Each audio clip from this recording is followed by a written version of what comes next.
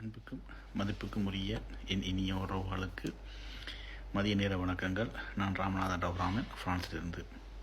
எங்கள் தம்பி வைத்தியர் ராமநாதன் அர்ச்சனா சார்ந்த அரசியல் எண்ணங்களையும் சிந்தனைகளையும் இந்த சமூக ஊடகத்தினூடாக சமூகத்துக்கு கொண்டு செல்ல வேண்டும் என்பதே எனது நோக்கமாகும். ஒவ்வொரு வீடியோக்களிலும் ஒரு சமூக நலன் சார்ந்த ஔவையாரின் முதுமொழியுடன் இந்த வீடியோவை ஆரம்பிக்கலாம் என்றேன். ஏற்கனவே 2 விடயங்கள் பார்த்துருக்கின்றோம். இது 3வது விடயமாக, தேடாத செல்வம் கெடும், பார்க்காத பயிரும் கெடும், பாசத்தால் பிள்ளை கெடும், தேடாத செல்வம் கெடும். ஒரு மனித வாழ்க்கையிலே நாங்கள் செல்லத்தை எங்கள் மரணம் வரைக்கும் தேடிக்கொண்டே இருக்க வேண்டும். நீங்கள் அந்த உழைப்பை எப்பொழுது எந்த நேரத்தில் நிப்பாற்றுறீங்களோ அன்றைக்கு பிறகு உங்கள்கிட்ட அந்த செல்வம் இல்லாமையே போய்விடும். இதைத்தான் சொல்கின்றார், தேடாத செல்வம் கெடும். கெடும் என்று சொல்லி 64 விடயங்களை இந்த சமூகத்துக்கு ஔவையார் விட்டு சென்றிருக்கின்றார். அந்த பாதையிலே இன்றைய முதுமொழியாக தேடாத செல்வம் கெடும். ஒரு மனித வாழ்க்கையிலே நாங்கள் செல்வத்தை தேடி ஓடிக்கொண்டே இருக்க வேண்டிய நிலையிலே நாங்கள் வாழ்ந்து கொண்டிருக்கின்றோம். நன்றி. இதற்கு அப்பால் இன்றைக்கு இந்த தமிழ் அரசியல் என்ற ஒன்றை எடுத்து செல்வதற்கு தகுதியானவர்கள் யார்? இதுதான் பிரதானமான கேள்வி. அது கிளிநொச்சி மாவட்டமாக இருக்கட்டும், முல்லைத்தீவு மாவட்டமாக இருக்கட்டும், மன்னார் மாவட்டமாக இருக்கட்டும், ஒட்டுமொத்த தமிழ் சமூகத்துக்கான அரசியலை அல்லது அரசியல் தலைமையை அல்லது பாராளுமன்ற உறுப்பினர் என்ற ஒரு பதவியை பெற்றுக்கொள்வதற்கு தகுதியானவர்கள் யார்? 2009 முதல் 2009 பிறகு 2024 வரைக்கும் இந்த சமூகத்திலே எமது மக்கள் நலன் சார்ந்த, மக்கள் நலன் சாராத, இதற்கப்பால் தேசிய விடுதலை போராட்டத்தின் வாழ்வியலை சிதைத்த, சட்டத்துக்கு முரணான தமிழ் மக்களின் அபிலாஷைகளுக்கு எதிரான ஒட்டுக்குழுக்கள், இவ்வாறான சமூக பரம்பிலிருந்து இந்த அரசியல் தலைமைகள் தெரிவு செய்யப்படுகின்றது. இங்கே வைத்தியர் ராமநாதன் அர்ச்சனாவுக்கு இந்த அரசியல் பயணம் ஒன்றை செய்வதற்கும் இந்த சமூகத்துக்காக குரல் கொடுப்பதற்கும் உரிமை இருக்கின்றதா, அல்லது அவர் இந்த அரசியலை செய்வதற்கு தகுதியானவரா என்ற ஒரு கேள்வியை இந்த சமூகம் இன்று சில இடங்களிலே சில முறையற்ற, நேர்மையற்ற, ஒழுக்கமற்றவர்கள் முன்வைக்கின்றார்கள் என்பதை நாங்கள் மிக தெளிவாக உணர முடிகின்றது. அப்போ நாங்கள் இப்போ இருக்கின்ற அரசியல் பாராளுமன்ற உறுப்பினர்கள் நாங்கள் எடுத்து பார்த்தோம்னு சொன்னால், குறிப்பாக இன்றைக்கு இருக்கின்ற கிளிநொச்சி மாவட்டத்தில் இருக்கின்ற, இந்தியாவில் மன்னார் மாவட்டத்தில் இருக்கின்ற அரசியல் தலைமைகளை நாங்கள் எடுத்து பார்த்தோம்னு சொன்னால், மன்னார் மாவட்டத்துக்குரிய எம்பியை பார்த்தீங்கன்னு சொன்னால், அவர் ஏற்கனவே ஒரு தடை செய்யப்பட்ட, விடுதலை புலிகளால் தடை செய்யப்பட்ட ஒரு பயங்கரவாத சித்தரிப்பு கொண்ட ஒரு அமைப்பில் இருந்த ஒரு எம்பியோரார்.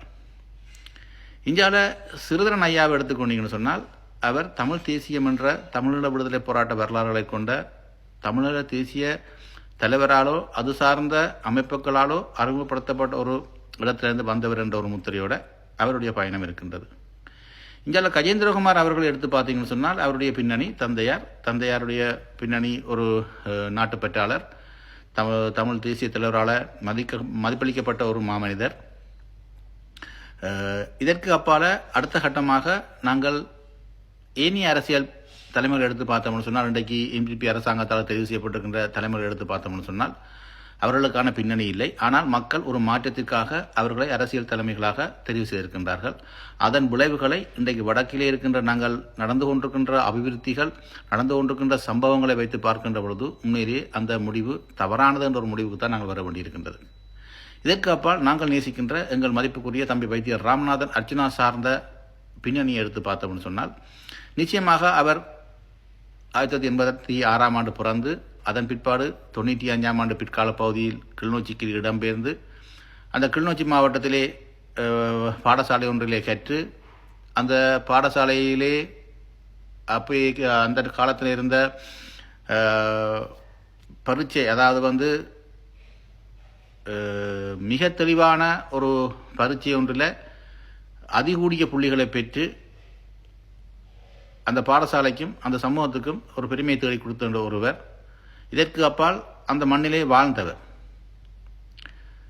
இதை விட நாங்கள் இன்னொரு படி மேலே சென்று பார்த்தோம்னு சொன்னால், அவருடைய குடும்பம் சார்ந்தவர்கள் ஒரு தமிழ் தேசிய விடுதலை போராட்டத்தின் தமிழ் தேசிய தலைவருடன் அவருடைய கட்டுமானங்கள் 6 பிரிவுகளாக பிரிக்கப்பட்ட ஒரு பிரிவிலே, அதுவும் குறிப்பாக தமிழக காவல்துறையிலே அதி உயர் பொறுப்புகளை வகித்த அவருடைய தந்தையார், இதற்கு அப்பால் அவருடைய அண்ணா என்று அவருடைய வரலாறுகள் ஒரு தேச விடுதலை சார்ந்த குடும்பத்தோடு சார்ந்த வரலாறுகள் என்பதை யாரும் மறந்துவிட முடியாது.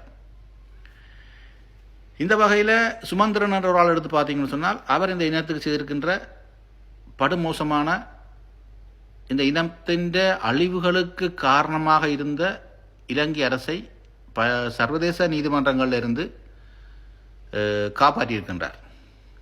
ஐநாவிலே எங்களோட மனித இன படுகொலையை நீத்து போக செய்திருக்கின்றார். இவ்வாறானவர்கள் இதற்கு அப்பால் இந்தியாவில் பார்த்தீங்கன்னு சொன்னால் சுரேஷ் பிரேமச்சந்திரன், சித்தார்த்தன் என்று எல்லா அரசியல் தலைவர்களையும் பார்த்தீங்கன்னு சொன்னால் ஒரு இனத்தை அழிப்பதற்கு காரணமாக இருந்த ஒவ்வொரு பயங்கரவாத முறையற்ற செயற்பாடுகளில் இருந்தவர்கள் தான் இன்றைக்கு தமிழ் மக்களுடைய ஏக பிரதிநிதிகளாகவும் தமிழ் மக்களுடைய அரசியல் தலைவர்களாகவும் தங்களை அடையாளப்படுத்திக் கொண்டு பயணிக்கின்றார்கள். இதற்கு தமிழில் தேச விடுதலை போராட்டத்தின் தேசிய தலைவர் அந்த நேரத்திலே அரசியல் காரணங்களுக்காக அவர்களது குற்றச்செயல்களை எல்லாத்தையும் மன்னித்து அவர்களை ஒரு அரசியல் பரப்பிலே பயணிக்க வைத்தார்கள். ஆனால் இந்த அரசியல் பரப்புகள் வந்தவர்கள் இந்த சமூக மக்களுடைய ஏழை எளிய மக்களுடைய வாழ்வாதாரத்துக்கு என்ன செய்தார்கள் என்ற ஒரு கேள்வியை நீங்கள் நிச்சயமாக கேட்டே ஆக வேண்டும். இந்த தமிழ் தேச விடுதலை போராட்டம் என்பது தமிழ் மக்களுடைய வாழ்வியலுக்காகவும் எதிர்காலத்துக்காகவும் எங்களுடைய சந்ததியினுடைய பாதுகாப்பு இருப்பை உறுதிப்படுத்துவதற்காகவும் மேற்கொள்ளப்பட்டு 2009 மௌனிக்கப்பட்டாச்சு. அப்போ இந்த மாவீரர்களுடைய கனவு, தமிழில் தேசியத்தினுடைய கனவு, தமிழ் மக்கள் சகல உரிமைகளையும் பெற்று சுயேட்சையாக ஒரு தங்களை தாங்களே ஆண்டு கொள்கிற ஒரு சமூகமாக வாழ வேண்டும் என்பதே அவருடைய போராட்டத்தின் நோக்கம். இங்கே இனி நாங்கள் ஒரு தமிழ் நிலத்தை ஒன்றை பெற்றுக்கொள்ளக்கூடிய நடைமுறைக்கு சாத்தியமான விடயங்கள் இலங்கையில் இருக்கான்னு சொல்லி கேட்டால், நான் ஏற்கனவே ஒரு காணொலியில் பதிவு செய்திருக்கிறேன். நிச்சயமாக 100%. எவர் நினைத்தாலும் விரும்பினாலும் நீங்கள் எதிரியாக பார்த்தா கூட நடைமுறைக்கு சாத்தியமில்லாத ஒரு விடயம். அப்போ இங்கே நாங்கள் அடுத்த கட்டமாக யோசிக்க வேண்டிய விஷயம், இந்த விடுதலை போராட்டத்தின் கனவுகள் எவ்வாறு நாங்கள் அடுத்த கட்டத்துக்கு கொண்டு செல்லலாம். ஒரு தமிழ் மக்களுடைய அடிப்படை வாழ்வியலுக்கான அபிவிருத்திகளை செய்வதன் மூலம்தான் அந்த மக்களை ஒரு நிம்மதியான வாழ்வுக்கு கொண்டு செல்ல முடியும். ஆனால் இங்கே ஒரு முடிவுக்கு நாங்கள் வந்தே ஆக வேண்டும். இந்த 2 வருட அரசியல் பார்வையை நீங்கள் தெளிவாக பார்த்தீங்கன்னு சொன்னால், தமிழ் மக்களுடைய உண்மைத்தன்மையான பிரச்சனைகளையும் மக்களுடைய அடிப்படை வாழ்வியல்களையும் அதற்கான தீர்வுகளையும் நோக்கி பயணிக்கக்கூடிய அல்லது கொண்டு செல்லக்கூடிய தமிழ் மக்களுடைய உயிரும் உடலுமாக இருந்து உணர்வுகளை புரிந்து கொள்ளக்கூடிய ஒருவர் வைத்தியர் ராமநாதன் அர்ச்சனா மட்டும்தான். அதில் மாற்று கருத்துக்கு இடமில்லை. நான் தேசியம் என்ற பாதைக்குள்ளேயோ அந்த தேசியத்துக்காக ஏனைய அரசியல் கட்சிகள் செய்கின்ற விடயத்திற்கோ நான் வரவில்லை.